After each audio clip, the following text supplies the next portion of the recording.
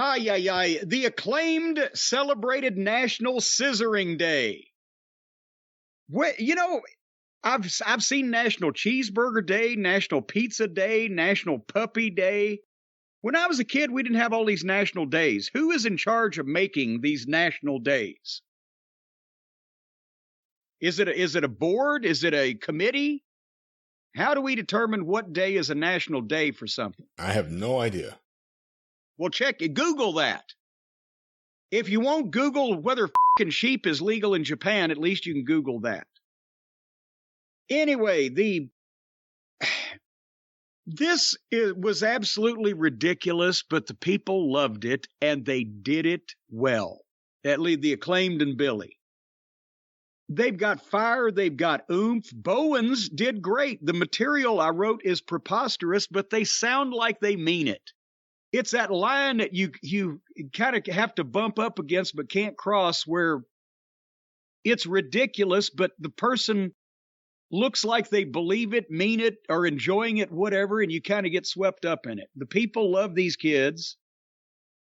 And so, again, this wasn't, it got long, but it wasn't bad.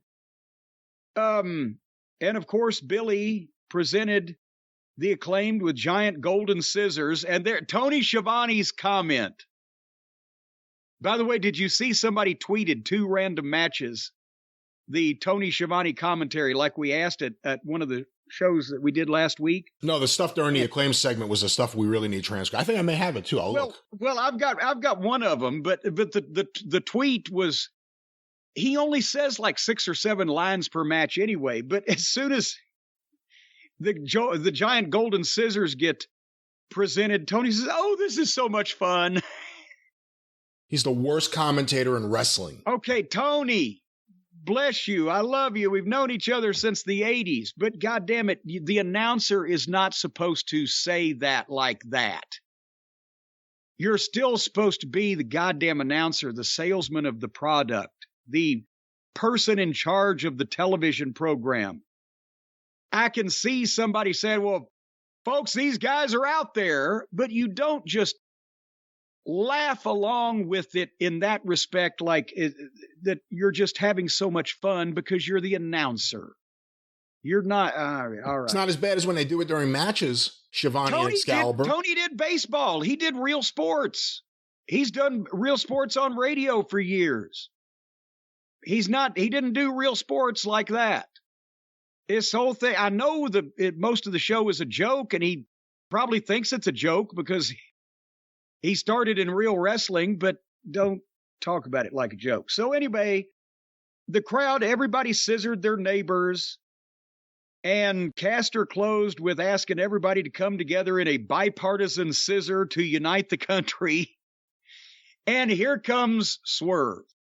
Now, where is Keith Lee now? Is he hurt again? Is he shooting a movie? Why is both of the guys that lost the tag team title that are pissed at the Acclaimed, why are they not together now? I don't know. Are people still dealing with hurricane issues? Is he in Florida?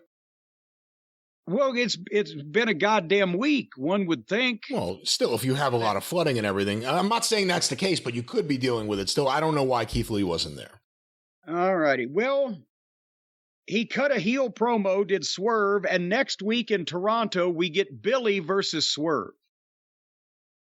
And okay, and that's not bad. Maybe Swerve and Keith Lee will get some heat on the Acclaimed father figure. But then suddenly, here comes Mark Sterling.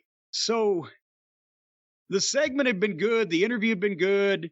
Scissoring Day, people loved it. It might have gone a little long on television, but we got there. We got Swerve. We got the match for next week. And then here comes Mark Sterling, and everything goes to shit. Because, again, he's not trying to be a real manager. He's being a comedy buffoon. And he wants to help the Acclaimed beat Swerve and Lee by them joining his. He's so phony. And so the Acclaimed and Billy Gunn beat up Sterling, and Billy accepts the match with Swerve. But then Sterling disappeared after getting beat up, and then the baby faces all scissored each other. until why Sterling's presence was not even necessary. Swerve could have made the challenge. Billy could have fucking accepted it, and everybody could have scissored. And nobody needed to take any bumps in that segment. And Sterling meant nothing, like usual. So that mucked the whole thing up at the end. They almost made it. What do you think? I agree with you about the material. I didn't like this, just because I don't like this style of segment on a wrestling show. I don't find it enjoyable, but I recognize that everyone there does, and that's what makes this acceptable. When we see too many people doing bad material and no one reacts, the people in that room were eating up everything they were doing, and that's why it works. When Swerve came out, I have to say, I love him as a heel, and I can understand now why Triple H wants him back so badly for Hit Row. I like Swerve a lot as a heel. He feels natural on the mic. Let's see how they fuck this up.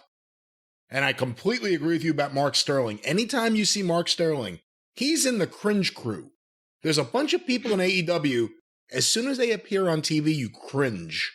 And Mark Sterling's one of the leaders of the cringe crew, and no one wanted to see any of that. It was unnecessary.